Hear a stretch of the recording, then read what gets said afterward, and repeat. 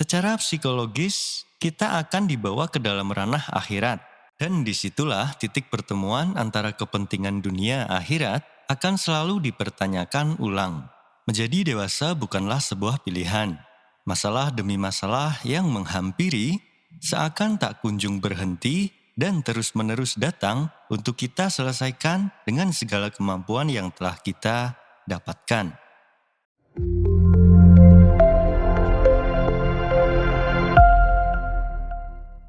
Dalam menjalani kehidupan di dunia, seringkali kita terlena dengan kesibukan dan urusan dunia yang semakin hari dirasa semakin berat untuk dijalani.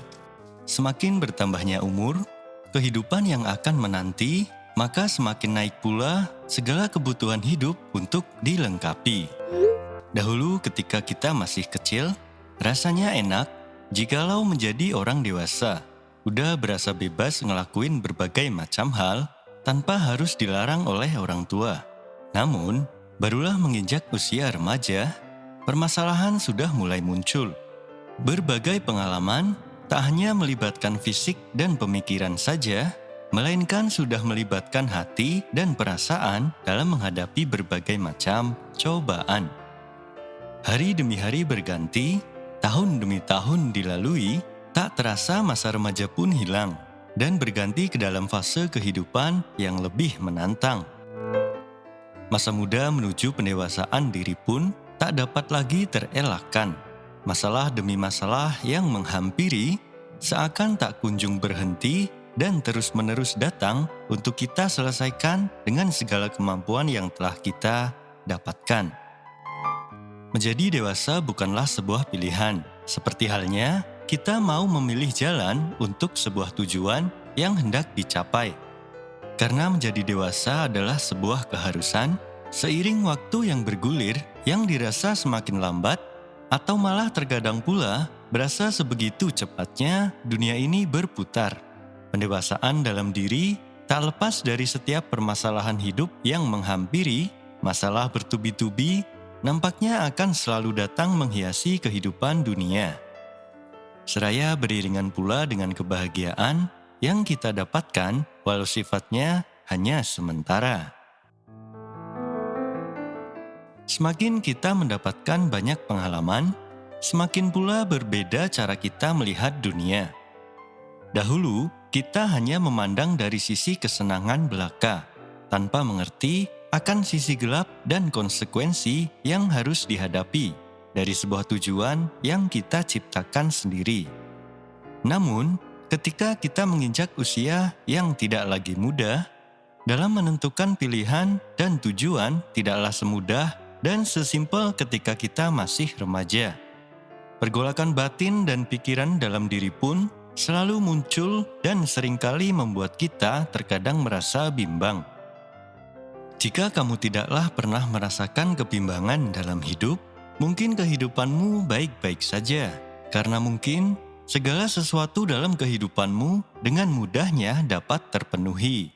Lain halnya dengan kebanyakan orang di luaran sana. Mereka yang menginginkan sesuatu haruslah menunggu dan bersabar untuk memilikinya.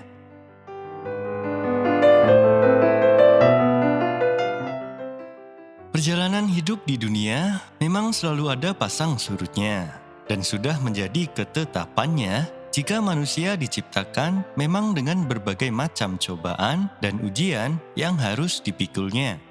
Sebagai proses belajar dan sebelum akhirnya kembali menghadap Dia Sang Maha. Dalam rangka mengisi perjalanan di dunia, manusia banyak yang terlena akan keindahan dan kemegahan seisi dunia. Tak jarang pula kita jumpai berbagai macam orang yang dalam hidupnya selalu disibukkan dengan hanya urusan duniawi saja. Boleh dikatakan, kehidupan orang barat yang syarat akan kesuksesannya di dunia, mereka sangat gigih dan bersikeras bahwa manusia akan mampu menaklukkan dunia dalam genggamannya. Mereka disibukkan dengan berbagai macam penelitian dan mengeksplor segala sumber daya dunia tanpa melibatkan kekuasaan Sang Pencipta. Bahkan pada tingkatan tertinggi dalam kamus hidup mereka, Tuhan sendiri tidaklah ada. sangat bertolak belakang dengan kebudayaan kita orang Indonesia, yang mana segala sesuatu kehidupan tidaklah lepas kaitannya dengan Tuhan Sang Maha. Adalah orang yang beragama senantiasa mencari keseimbangan dalam setiap perilakunya di dunia. Karena jika seseorang telah melakukan usaha dengan sungguh-sungguh, namun belum jua mendapatkan hasil yang maksimal, orang yang berpijak pada agama akan menyikapinya kejadian itu dengan lapang dada dan mampu menerima hasil yang ada dengan penuh rasa syukur, karena mereka yakin segala sesuatu sudah ada yang mengatur.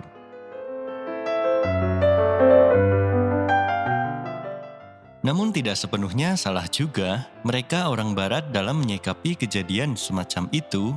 Besar kemungkinan akan menyalahkan diri sendiri dan keadaan yang tidak mendukung, dan mereka cenderung akan mencari dan terus mencari hingga mereka secara organik meningkatkan limit kemampuan dirinya ke tahapan yang lebih tinggi.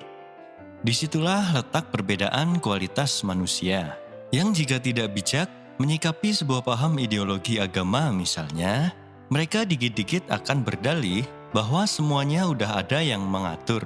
Yang di satu sisi bahkan mungkin kita sebenarnya belumlah seberapa dalam berusaha dan membuat kita seakan bermanja-manja dengan diri sendiri.